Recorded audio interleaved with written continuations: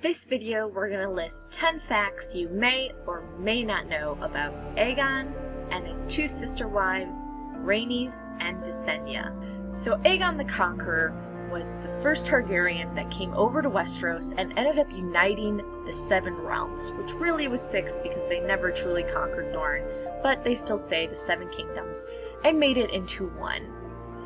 Aegon ended up marrying his two sisters, Visenya and Rhaenys. Visenya was the eldest of the 3 siblings, and she was said to be stern, serious, unforgiving, with a harsh beauty, and also said to dabble in sorcery and poisons.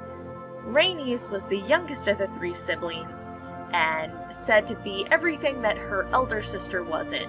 She was playful, she was impulsive, she was curious, she loved music and dancing and arts, and actually became later in her life known as a patron of singer and artist. It is said that Aegon married Visenya, his eldest sister, out of duty, but that he married Rhaenys out of desire and love, and that for every one night he spent with Visenya, he spent 10 with Rhaenys. So he really loved Rhaenys, bottom of his heart, but he knew out of duty that he had to marry his eldest sister, which marrying 2 sisters or 2 siblings isn't unheard of with the Targaryens or even with the Valyrians, but still it really showed how much he cared about her. And even though he did care about Rhaenys more, he did remain faithful to both Visenya and Rhaenys and never took any other woman to bed. Aegon ended up conquering the 6 realms and making 7 kingdoms by the time he was only 27 years old. And in fact, he died when he was 64 years old, recounting tales of his conquests to his grandchildren. In that time that he ruled, he was greatly respected and feared by his people, and actually brought about a peace to the realms that originally hadn't been there, because there was always 2 or 3 of the realms fighting with each other about something.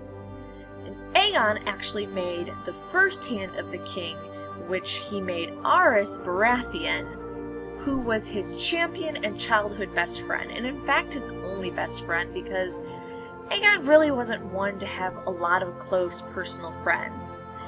It's also rumored that Rawrist Baratheon was the bastard half-brother of Aegon, so that could have also contributed to their closeness. And in fact, being his champion and being his childhood friend and helping him during the conquest is how the Baratheons got their own little area of the realm to take care of and be lords over. So Aegon may have created the Hand of the King, the first Hand of the King, but it was his eldest sister wife, Visenya, who created the King's Guard.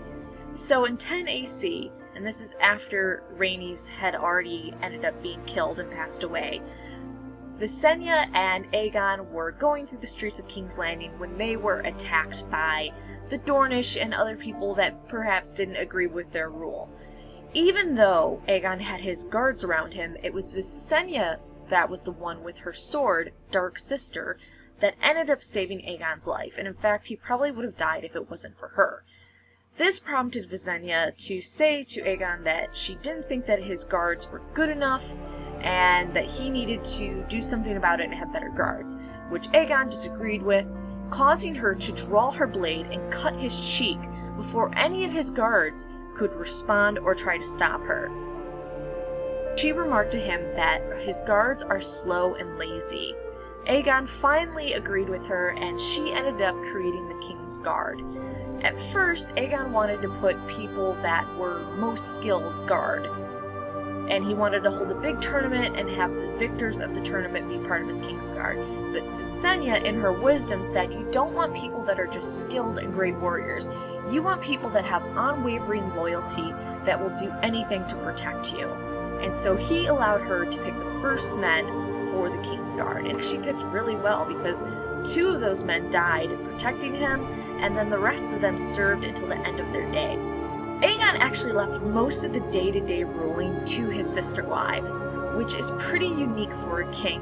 So his sister wives ended up doing most of the ruling, and he actually traveled around the realms trying to knit them together and awe them and maybe sometimes give them a little bit of fear, so that he could better know his kingdom and his kingdom could better know him. And he was such a good king. And people truly did love him. And the interesting thing about him is when he would travel to these realms, he would end up having the courts.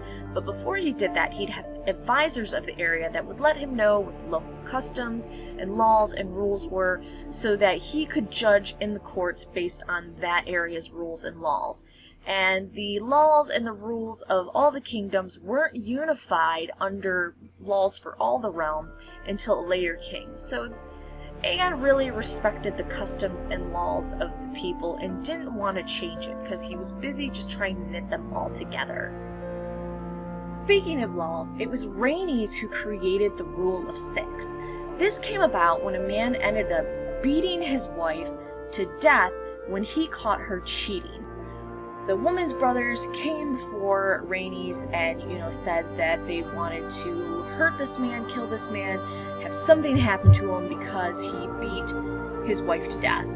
And so Rhaenys thought about this, and yes, it was the law that if your wife is adulterous or cheating on you, you can beat them. But the switch you use to beat them cannot be any thicker than a thumb. So while she did agree that it was the wife's job to be dutiful to her husband, she decreed you can only hit your wife 6 times. And so the husband that beat the wife to death ended up striking her 100 times and killing her. So Rhaenys declared that only 6 of those blows were legitimate and lawful, and that the other 94 blows need to have some retribution, and she allowed the brothers to strike him 94 times in retaliation.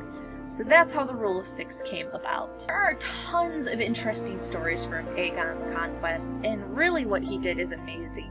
But one story that stands out is Harrenhal. So Harren the Black refused to surrender to Aegon. They had a little exchange. Aegon said, "Yield now, and you may remain as Lord of the Iron Islands. Yield now, and your sons will live to rule after you. I have 8,000 men outside your walls." Harren the Black responded, "What is outside my walls is of no concern to me." To which Aegon replied, "But not so high as to keep out dragons. Dragons fly." "I built in stone," said Harren. "Stone does not burn." Finally Aegon said, "When the sun sets, your line shall end." When nighttime came, he flew his dragon up into the clouds and waited and came down and lit the castle on fire. It's said that the castle glowed red against the night, and then the castle began to twist and melt, molten stone running down its sides. Harren and his men and his heirs were cooked like pigs inside the castle.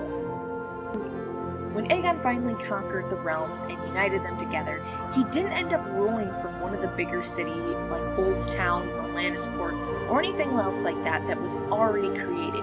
He wanted a city of his own, and he surprised people when he decided to make King's Landing to rule from. And even though he did rule from King's Landing, he did spend time going to Dragonstone as well, which he considered more of a home. So I hope you enjoyed our 10 facts about Aegon, Visenya, and Rhaenys that you may or may not know. We release a new Game of Thrones video every week, so make sure you like, subscribe, and come back for more geeky videos every day.